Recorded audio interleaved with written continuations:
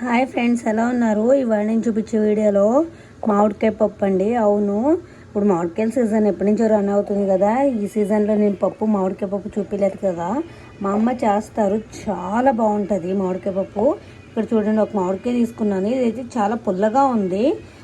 పులుపు ఎక్కువ ఉంటే బాగోదు కాబట్టి ఒక హాఫ్ మామిడికాయ వేసుకుంటే చాలు.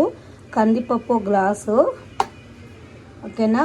ఉల్లిపాయ, పచ్చిమిరపకాయ తీసుకున్నాను. ఇప్పుడు మామిడికాయ అయితే పీల్ చేసి ఒక హాఫ్ పీస్ స్లైసెస్ కింద కట్ చేసుకోవాలి, ఓకేనా. ప్రాసెస్ అంత ఎలాగో చూద్దాము. ఇక్కడ చూడండి, మ్యాంగో హాఫ్ తీసుకున్నాను. హాఫ్ అయితే కట్ చేసుకున్నాను. ఇలా పీసెస్ కింద కట్ చేసుకోవచ్చు, ఎందుకంటే ఉడికిపోతుంది మనకి పప్పులో వేయగానే. ఏంటంటే చాలా పుల్లగా ఉంది, అందుకే నేను హాఫ్ కాయ వేసుకున్నాను. పులుపు తక్కువ ఉన్న వాళ్ళు ఫుల్ కాయ వేసుకోవాలంటే వేసుకోవచ్చు. పైన మాత్రం పీల్ చేసేసుకోవాలి. పీల్ చేసేసుకుని ఇలా కట్ చేసి పెట్టుకోవాలి, ఓకేనా. ఇక్కడ చూడండి, ఆల్రెడీ పప్పు, ఉల్లిపాయ, పచ్చిమిరపకాయ, మామిడికాయ వేసేసుకున్నాం. పాన్లో వేసుకున్నాను. పాన్లో అయితే మామిడికాయ ఉంటుంది కదా, అన్నీ బాగా ఉడికిపోతాయి. ఇప్పుడు పాన్ మూత పెట్టేసుకుని 3 విజిల్స్ వస్తే చాలు, ఓకేనా. ఉడకబెట్టుకుందాము. ఇక్కడ చూడండి, ఆల్రెడీ పప్పు ఉడికిపోయింది. పప్పులో ఉప్పు కూడా వేసేసారు మా అమ్మ. కొంచెం ఇప్పుడు పసుపు కూడా వేసుకోవాలి, ఓకేనా. ఉడికిపోయాక ఇప్పుడు తాలింపుకి అయితే రెడీ చేసుకుంటున్నారు.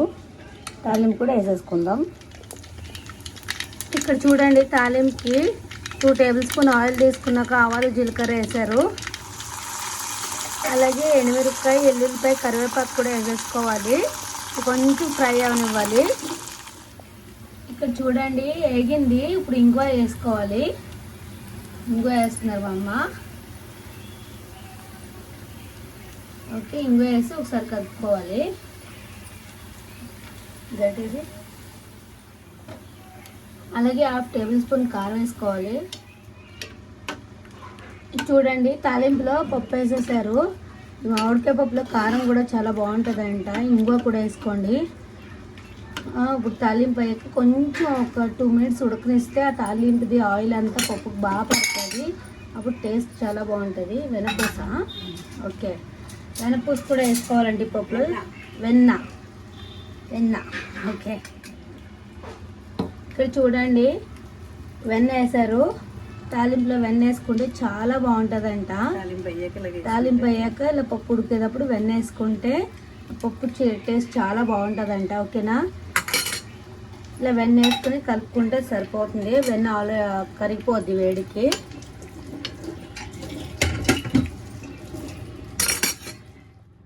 ఇక్కడ చూడండి, వేడి పప్పు స్మెల్ భలే ఉంది. ఇంగువ వేసింది కదా, చాలా బాగుంది.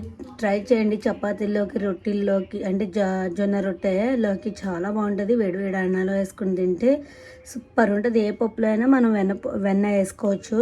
టేస్ట్ చాలా బాగుంటుంది. ట్రై చేయండి ఫ్రెండ్స్. ఇది అయితే మా అమ్మ చేసే మామిడికాయ పప్పు చాలా బాగుంటుంది నిజంగానే, ఓకేనా. నా ఛానల్ ఎవరైనా ఫస్ట్ టైం చూస్తుంటే ప్లీజ్ లైక్ చేసి, షేర్ చేసి, సబ్స్క్రైబ్ చేయండి. సపోర్ట్ చేయండి. మీ సపోర్ట్ మాకు చాలా అవసరం. బెల్ ఐకాన్ క్లిక్ చేయడం మర్చిపోవద్దు. బాయ్.